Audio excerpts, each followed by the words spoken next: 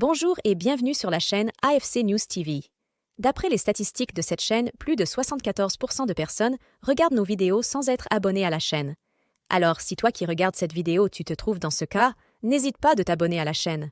Cela ne te coûtera rien, mais aidera notre équipe à mieux travailler. Merci. Bonjour Hélène. Bonjour Pauline. Et à la presse israélienne d'abord, avec ses réactions, bien sûr, 48 heures après le début des attaques du Hamas contre Israël. Le bilan du massacre atteint les 700 morts, 2000 blessés. Voilà ce qu'annonce ce matin le Jérusalem Post, qui ne mentionne pas ici le nombre de victimes côté palestinien. Signe de l'accélération des événements ces dernières heures, les informations se bousculent ce matin à la une du quotidien israélien.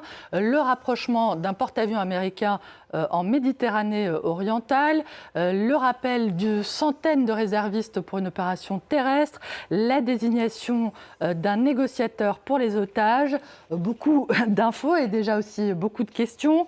Pour le moment, le soutien du président Joe Biden est sans équivoque, mais pour combien de temps l'attaque du Hamas constitue-t-elle le pire échec en matière de sécurité pour Israël ? Pour Israël, à Lyoum, l'heure n'est plus aux questions, mais aux réponses. Et cette réponse, elle, lui, est extrêmement radicale. L'heure n'est plus à la proportionnalité. Il est temps de prendre des mesures radicales, je cite toujours, contre le Hamas. Cette fois, écrit le quotidien ultra-conservateur qui a longtemps soutenu le Premier ministre Benyamin Netanyahou, Israël doit renvoyer Gaza à l'âge de pierre, je cite, enlever de hauts responsables du Hamas et leurs familles, détruire leurs magnifiques maisons, leurs grands immeubles, les restaurants et les promenades de Gaza. Cette réponse laisse toutefois sceptique le quotidien de gauche Haaretz. Israël doit détruire le Hamas. Mais après quoi ? Après, que va-t-il se passer ? Le journal dénonce une débâcle d'une ampleur ahurissante pour Israël, un échec catastrophique en matière de renseignement, et il prévient que la seule manière de transformer éventuellement cet échec en victoire pour Israël, c'est d'essayer de tirer profit de cette nouvelle situation pour rétablir le contrôle de l'autorité palestinienne sur Gaza. Arrête, c'est une bonne partie de la presse israélienne qui mettent en cause la responsabilité de Benyamin Netanyahou, Hélène. Ce désastre est clairement la responsabilité d'un seul homme, le Premier ministre Benyamin Netanyahou, qui s'enorgueillit de sa vaste expérience politique et de sa sagesse irremplaçable en matière de sécurité, alors qu'il n'a absolument pas en réalité identifié les dangers vers lesquels il conduisait consciemment notre pays, écrit le quotidien, qui accuse donc Benyamin Netanyahou en établissant un gouvernement d'annexion et de spoliation, je cite, en nommant les extrémistes Bezalel Smotrich et Itamar Ben-Gvir à des postes clés, d'avoir aussi adopté une politique étrangère ignorant ouvertement l'existence et les droits des Palestiniens.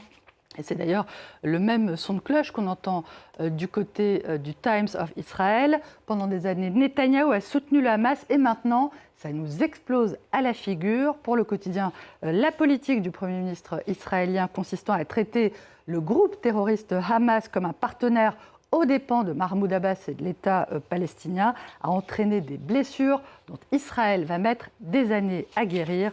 Enfin, Maarif, autre quotidien de droite, enfonce le dernier clou. Le problème, c'est que depuis l'arrivée au pouvoir de l'extrême droite avec Benyamin Netanyahou, la majeure partie des effectifs d'actifs israéliens a été transférée en Judée et Samarie, la Cisjordanie occupée, et monopolisée, je cite, pour séparer les terroristes palestiniens de nos extrémistes israéliens. Le problème, c'est que notre armée a été distraite de sa mission première de protection du territoire d'Israël. Voilà le résultat. Vous avez lu aussi, Hélène, la presse palestinienne. Israël est responsable de l'opération du Hamas. Le quotidien palestinien Al-Quds regrette qu'il ait fallu, je cite, cette attaque meurtrière pour rappeler à Israël, aux États-Unis et au monde entier que la Palestine compte toujours. Al-Ayam, qui est un autre quotidien palestinien, a lui aussi dans son viseur Benyamin Netanyahou, accusé de s'être pavané devant les Nations Unies en discourant sur la région et la normalisation des relations entre l'État hébreu et les États arabes, en décrivant les Palestiniens comme de simples insectes ne devant pas faire obstacle aux grandes puissances. La presse arabe, dans son ensemble, évidemment, exprime son soutien envers les Palestiniens, mais de façon plus ou moins ouverte, de façon plus ou moins directe, soit en mettant en avant les victimes civiles palestiniennes des bombardements israéliens, comme ici ce petit garçon au milieu des ruines d'une mosquée tenant dans ses mains un Coran à la une du Pan-Arabe de Londres à l'Arabie Al-Jadid, soit en dénonçant, comme le fait le site Middle East Eye, l'hypocrisie supposée des Occidentaux, soupçonnés de justifier, je cite, l'immense souffrance des Palestiniens par le terme de représailles israéliennes. Nettement plus partagé. Le quotidien saoudien Arab News se livre à un numéro d'équilibriste en quelque sorte, en montrant des civils palestiniens au milieu des bombardements de leurs maisons, tout en appelant à la désescalade et en se gardant d'évoquer le moindre processus de normalisation entre les pays arabes et l'État hébreu. Enfin, Eran Daily, lui, fait mine de se demander, vous le voyez, si l'on va vers la fin du processus de normalisation, la réponse étant oui, selon le quotidien iranien, qui glorifie, vous le voyez, les combattants du Hamas, le groupe terroriste islamiste. Merci beaucoup Hélène.